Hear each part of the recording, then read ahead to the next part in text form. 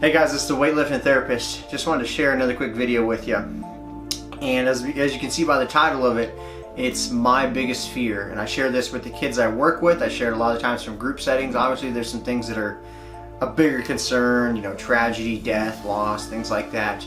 But for me personally, one of my biggest fears is not taking advantage of the opportunities that I have before me and just kind of letting them sail by the wayside and not really reaching out and getting them, or missing my shot or my deal. I have a lot of thoughts in my head from, my father completed suicide, and I'm thinking, okay, am I going to be any better than that? Am I going to be able to make it? Am I going to be able to actually maintain in my life and live a healthy life and continue on with that and continue on at the pace I'm on?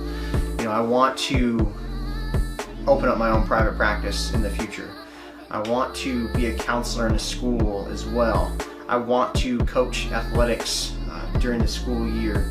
I want to have more time, maybe during the summers, to spend with my family.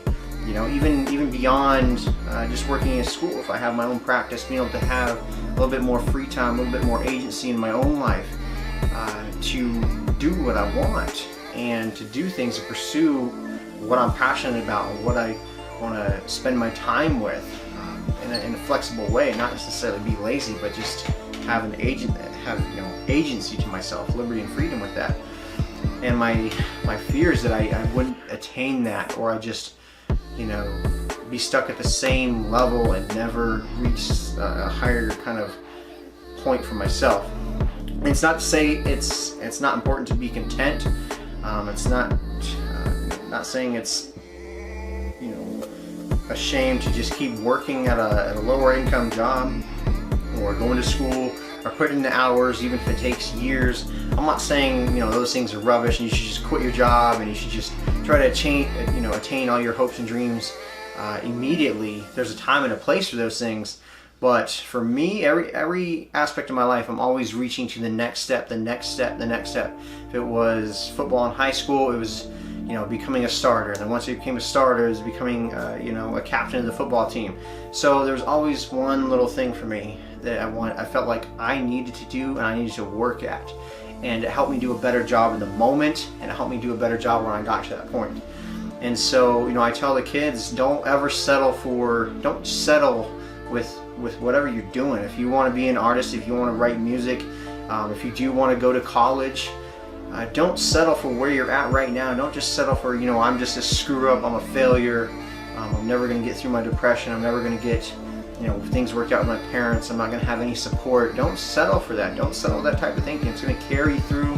It's going to be this negative habit that you carry on in the future. And it's going to be the same kind of rhyme and reason when you go to your job, when you try to go to college and you get a bad class and you fail that class and you just settle for, well, I guess I'm a college dropout now instead of taking the next class. So really, I think, for my fear of not attaining what I'm capable of, or not attaining the goals I set for myself, and for the kids I work with, not attaining what their potential is don't settle. If you're unhappy, if you don't want to do something, and you're not doing something, key point here, you're not doing something that's actively taking you to that place, it may be years before I get to where I want to be.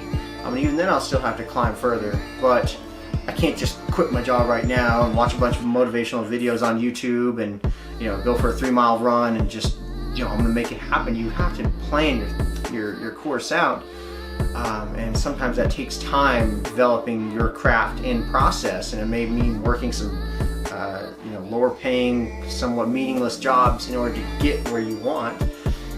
But just don't settle. I think this is very important. It's a very simple concept. It doesn't matter if you're married or you have kids, or you're starting school, or you're starting whatever you're doing. You're going to high school, school's starting up soon. If you experience setback and failure, just don't settle for it. Don't settle for it. If you struggle, if you slip up in your recovery and your relapse, maybe on drugs and alcohol, don't settle for that. It's okay to fail. It's okay to screw up. It's okay to not be where you want to be. It's okay to honestly let other people down at times. Just don't settle for it. Don't just sell yourself short and remain in that same position. So anyhow, I know I was all over the place in that video. It's just something that's one of my core fears and my core worries and one of the things that motivates me the most, and I just felt like I should just share that with you guys. So anyhow, thank you for taking the time to watch my videos. Comment if you have questions, I'll always get back to you. And thank you very much. Bye.